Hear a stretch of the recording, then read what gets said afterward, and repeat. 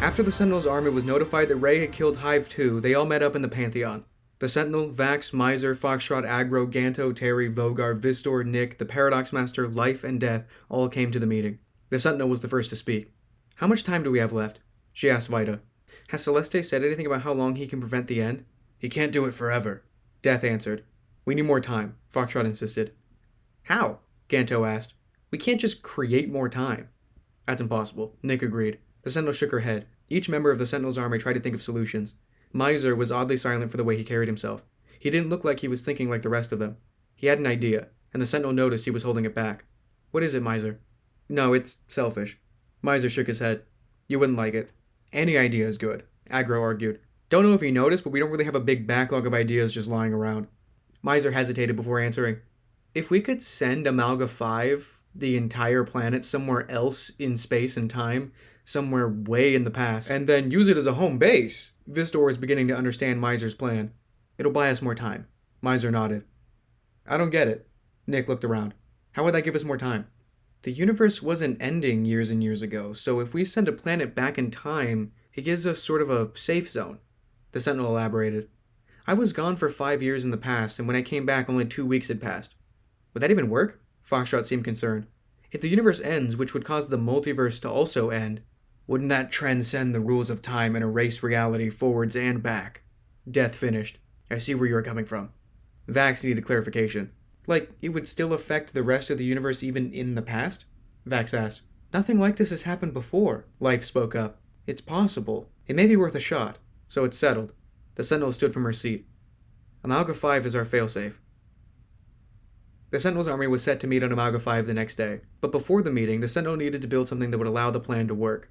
She went back in time to when Amalga 5 hadn't been terraformed and set up shop on a hill. She borrowed supplies from Janistar and Ilsos to construct the device. She spent all day working on the machine and wasn't expecting any conflict since there wasn't any life on the planet yet, not even terrors. But she couldn't have prepared herself for what was coming. During a break in her work, she heard strange, unnatural, and warped sounds behind the new building containing the machine. She stood up, defenseless except for her self-harming plasma powers. She crept around the machine and found a massive portal opening. Strange, robotic creatures spilled out of the crack in space like spiderlings out of an egg sac. She watched the portal close and hid behind the building again. "The hell are those?" she thought to herself aloud. Her hands stung as dark gaseous plasma wrapped around them. No. She tried to contain herself, but as a laser shot fired past the wall, she knew she would have to fight back. She stepped forward and the box flew into the ground, forming the dome shield around her. Rapid laser fire bombarded the shield near instantly, and it only stopped after the robots had to cool down at the same time. The Sentinel caught a glimpse. Like viruses, little orange crystal creatures with 4 insect-like robot legs stood before her. Each had one singular eye like the aperture of a camera, which was their source of laser fire. The little robots seemed to be made of calcareous. "Stop!" the Sentinel demanded. "Why are you here?" she asked. "What are you?" "Ray wants this machine's progress halted," all the robots said in unison. "And you dead." The Sentinel cracked her knuckles and took a deep breath. The dark plasma trailed up her arms, whispering ethereally. "Get off my planet," the Sentinel commanded. Her eyes grew dark as the shield dropped. It seemed as if the plasma took control over her in that moment and she went berserk.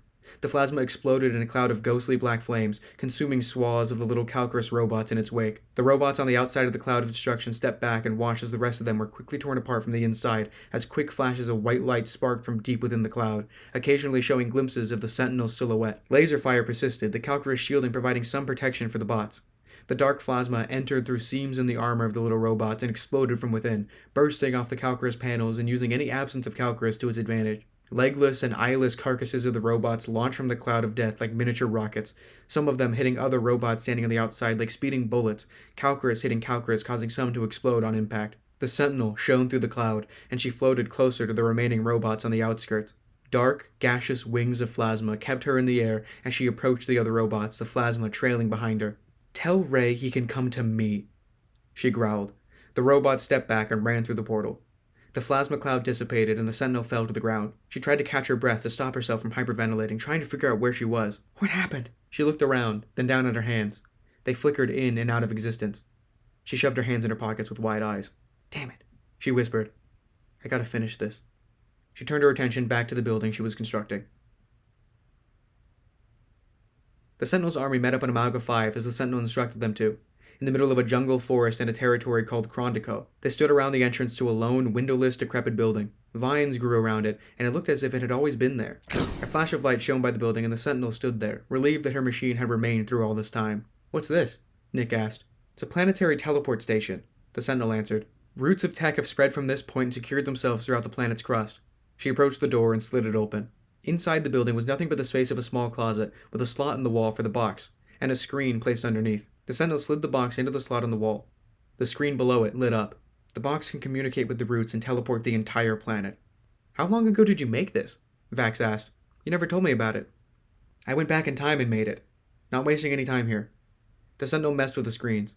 She set the time back hundreds of years and set the location to a star similar to the sun. The sky around them warped and the ground shook. The entire planet moved. The Sentinel turned around. Miser. She called for his attention.